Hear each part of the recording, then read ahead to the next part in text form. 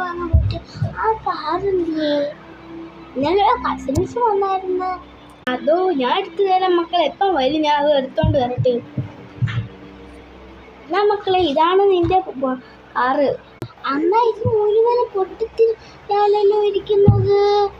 മോളെ, ഇത് അവിടെ നിന്ന് കൊണ്ടുവന്നപ്പോഴേ പൊട്ടിയിരിക്കുക. അതുകൊണ്ടാണ് അമ്മ ചോദിച്ച. മക്കളെ, നാണമല്ലേ? എന്നാലും അമ്മ ഒരു ചതിയായിപ്പോയല്ലോ. എൻ്റെ ബർത്ത്ഡേ ഗിഫ്റ്റ് ആയിട്ട് ഒത്തിരി പറ്റിങ്ങാ തോന്നിയാ. അപ്പം പോട്ടെ മോളെ, അവിടെ പോയ കാണുന്ന പിന്നെന്തിന് പോയിക്കുന്നു അടി ചോദിച്ചേ. അമ്മയെല്ലാം പോയി പഠിക്കും.